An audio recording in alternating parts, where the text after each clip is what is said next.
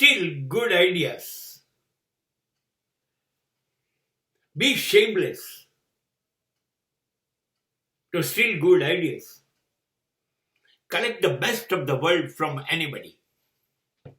Don't think there will be a copyright. There is, you do something. You will try to settle it. સારી વસ્તુ ચોરો એ જ્ઞાન. સારી વસ્તુ, સરસ વસ્તુ જ્યાં દેખાય ત્યાંથી ઉઠાઈ લો.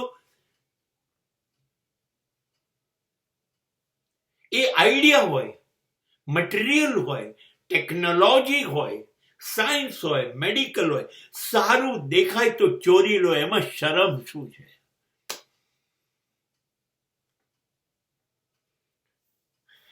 કોઈ તમને રોકતું નથી, કેમ કે આ દુનિયામાં બધા ચોર છે ઈશ્વર સિવાય. શું માનો છો? કોઈ પણ ઓરિજિનલ છે? લો ઓફ ગ્રેવિટેશન, ગુરુત્વાકર્ષણનો નિયમ લગાઈ ગયો ન્યૂટનના નામ ઉપર. તો શું ન્યૂટન નહોતો તો શું આ સંસારમાં ગુરુત્વાકર્ષણનો નિયમ નહોતો?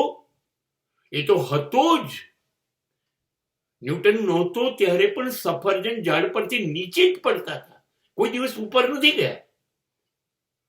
હા, ન્યૂટનને પહેલા ખબર પડી. So how Newton can be original? સાપેક્ષતાનો સિદ્ધાંત નહોતો આ બ્રહ્માંડમાં, હતો જ. શોધ્યો આઈન્સ્ટાઈને. વીજળી નહોતી, હતી જ.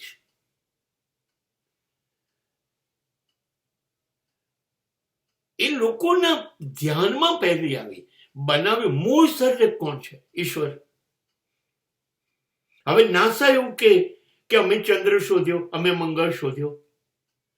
ચંદ્ર મંગળ તમારા નાસા હતા નહીં, અહીંયા દુનિયામાં ત્યારે પણ હતા જ. Nothing is original. So everybody is stealing from some master place. બધા કોઈક ને કોઈક જગ્યાએથી ચોરે છે, લાવે છે, અને અહીંથી લાવે છે, અહીંથી લાવે છે, અહીંથી લાવે છે, અને પછી બધું ભેગું કરે છે, અને પછી કંઈક નવું બનાવે છે જે કામમાં આવે છે. એમાં ના નથી, પણ બધા કોઈ ઓરિજિનલ નથી, બધા લાવે છે અને એસેમ્બલ કરે છે. આ સમાજમાં we all people are doing assembling. We are best assembling artist. આપણે બધું ભેગું કરીએ છીએ.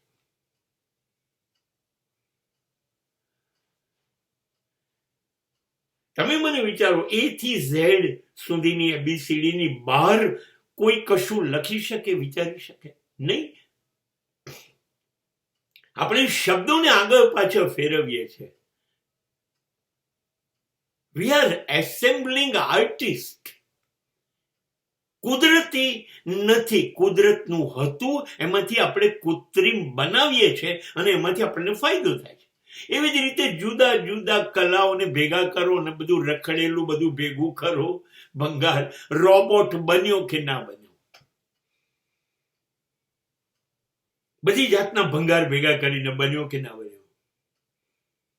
હવે એ રોબોટ માનવ જાતની આગળ ખબર નહીં કેટલા વર્ષો સેવા કરશે. સો ડોન્ટ બોધર.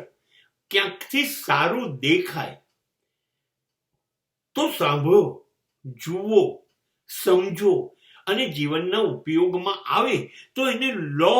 એ ગુનો નથી, એ ચોરી નથી.